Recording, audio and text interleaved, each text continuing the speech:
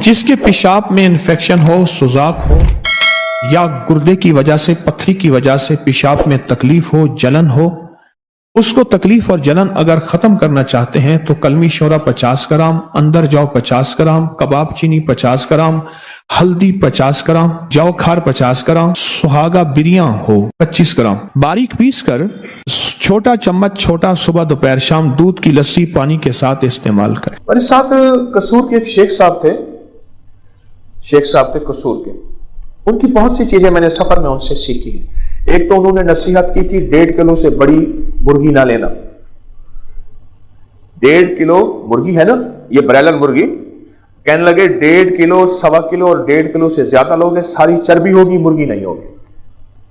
ان کی ایک چیز بتانا چاہ رہا ہوں آپ کو جوتے کے بارے میں۔ کہنے لگے مجھے پیشاب شروع ہو گیا، اتنا پیشاب، سارے ٹیسٹ کلیئر، کوئی بھی میرا ٹیسٹ سب چیز ٹھیک ٹھاک، لیکن پیشاب جو ہے، پیشاب وہ بہت زیادہ آتا تھا۔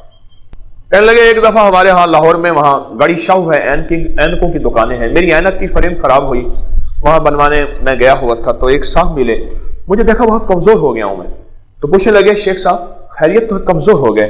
میں نے کہا اسی پیشاب ہے، دن رات آتا ہے پیشاب، اٹھتا ہوں۔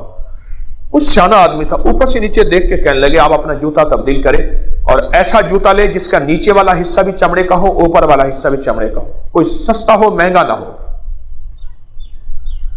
کہا کہ اس کی چھوٹی سی بات ہے۔ چلو میں نے کہا بڑی چیزوں سے، بڑی دواؤں سے فائدہ نہیں ہوا، اس چھوٹے سے ٹوٹکے سے فائدہ اٹھا لوں۔ تو کہنے لگے کہ میں نے جوتا تبدیل کیا اور چند دنوں میں میرا پیشاب کا مسئلہ حل ہو گیا۔ ہمارے جو پاؤں ہے نا، پاؤں، اس کا بہت زیادہ تعلق ہے ہماری صحت سے بھی اور روحانیت سے بھی۔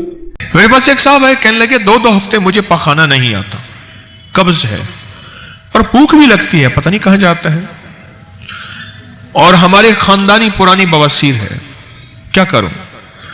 میں نے اس سے کہا کہ تازہ انجیر تلاش کر، تازہ انجیر مل جاتی ہے بعض جگہوں پہ، اور کہا کہ تازہ انجیر، میں نے عرض کیا کہ اگر نہیں ملتی تو خشک انجیر کو پانی میں بھگو رکھ، ٹکڑے ٹکڑے کر کے رات کو جتنا جی چاہے۔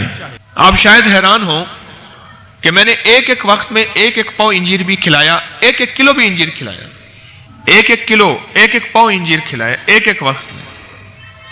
آپ کہیں گے یہ کیسے ممکن؟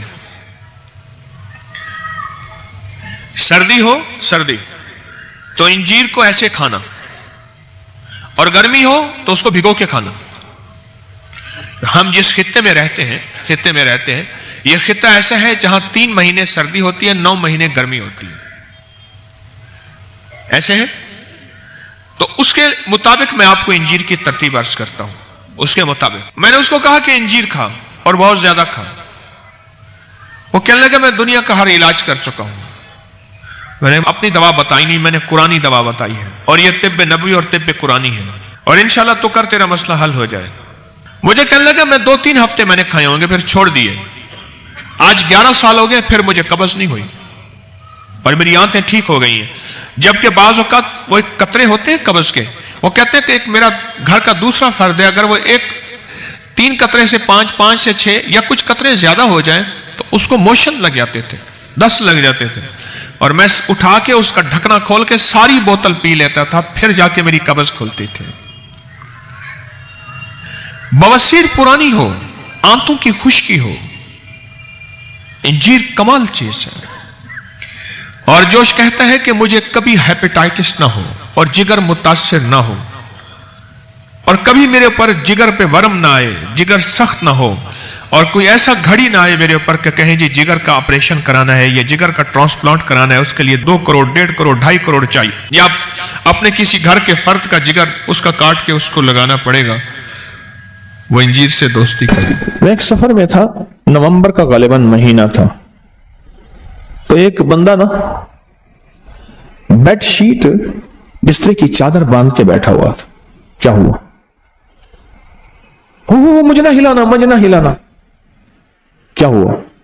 کہنے لگا ایک کپڑا بھر گیا، ایک شلوار بھر گئی، دوسری بھر گئی، اب یہ بیڈ شیٹ ہے، میں چپ کر کے ضبط کر کے بیٹھا ہوں، اگر ہلا تو ایسے 10 لگے، موشن لگے ہوئے ہیں، یہ بیڈ شیٹ پڑی تھی، اب یہی بھی ختم ہو جائے گی، اوپر سردی ہے، میں دھوؤں گا کیسے؟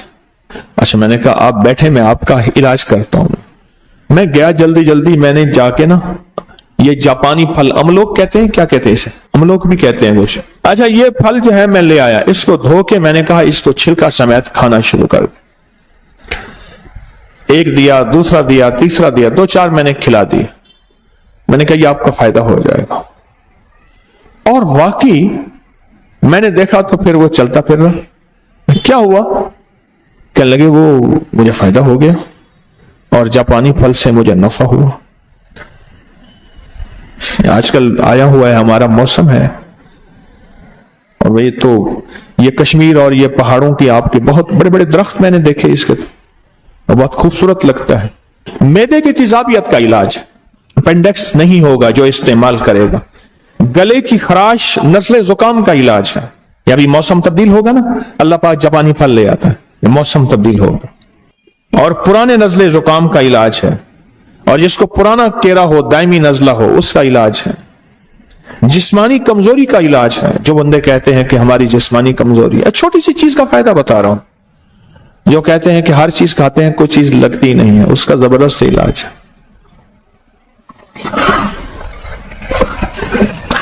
ایک بندہ میں نے ایک دفعہ ایک چیز کا فائدہ بتایا، اس نے گھر جا کے بتا دیا.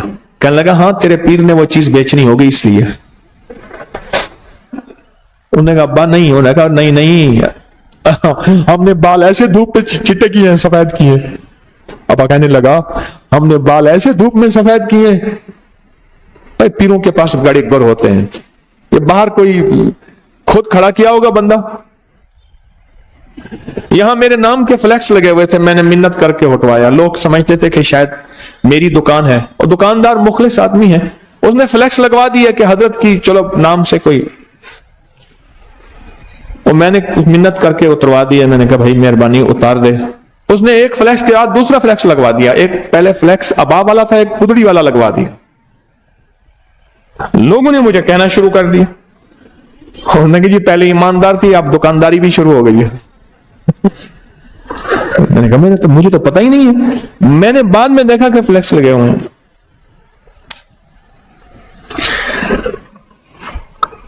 کمزوری کا بہترین علاج ہے، لاجواب علاج.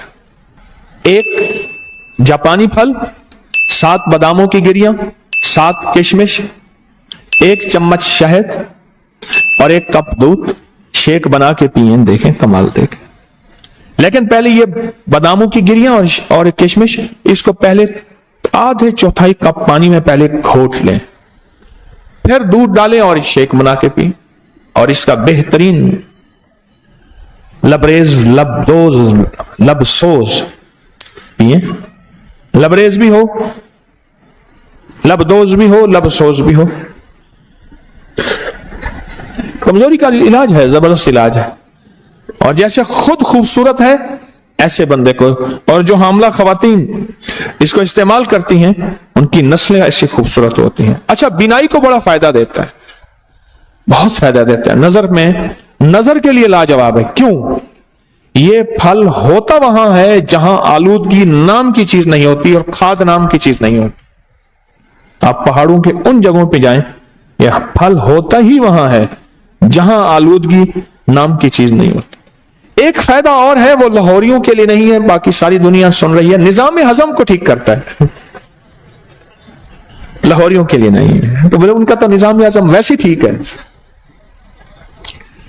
ان کا نظام ہضم تو ویسے ہی ٹھیک ٹھاک ہے، بہترین ہے. لاہور کے لیے نہیں ہے، وہ دوسروں کے لیے، چونکہ پوری دنیا آواز سن رہی ہے، دوسروں کے لیے ہے. نظر کے لیے لاجواب، بواسیر اور قبض کے لیے لاجواب. نان کھاتے ہیں، یا اللہ یا نان نکال یا جان نکال.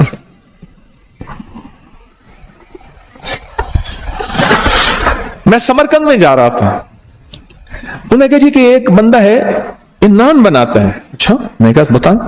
اس نے تندور میں سے ایک چھوٹی سی ٹکیا نکالی، تندور میں سے، سمرقند میں، اور اس کے اندر ہلکا سا قیمہ تھا اور وہ نان تھا. اس لیے وہاں نہ بیماریاں ہیں نہ تکلیفیں ہیں، نہیں ہیں، وہ غذائی اور ہیں. آنتوں کے زخم، اور میں نے کہا نا کہ وہ اس بندے کو بیچارے کو आंतों की, ये आंतों की हरकत मूवमेंट ज्यादा होती है तो उसको हम मोशन दस्त या बढ़ती हुई उम्र के लिए, ये जो उम्र बढ़ती है जब इंसान की हड्डियां कमजोर होती हैं, जिस्म कमजोर होता है, आज़ा कमजोर होते हैं, बढ़ती हुई उम्र के इन नुकसानात को रोकने के लिए ये जबरदस्त चीज है और बहुत कमाल चीज है, बहुत जबरदस्त चीज है, बढ़ती हुई उम्र के इन मसाइल को रोकने के लिए। मोटापे का भी इलाज है, इलाज ही इलाज है छोटी सी चीज और बहुत मुख्तसर चीज है, लेकिन इसके ऊपर इसके फवायद बहुत ज्यादा। छोटी चीज जिंदगी पे असर डालती है। आका का फरमान मुझे याद आया, फरमाया कि जो सिर्फ शफकत की वजह से यतीम के सर पे हाथ रख ले, अल्लाह की रजा के लिए शफकत की वजह से यतीम के सर पे हाथ रखे, उसके सर के हाथ के नीचे जितने बाल होंगे उतनी नेकियां मिलेगी। और मेरे आका ने फरमाया जो यतीम की किफालत करे, इन दोनों उंगलियों को ऐसे फरमाया, वो जन्नत में मेरे साथ ऐसे होगा इकट्ठा जो किसी यतीम बच्ची या बच्चे की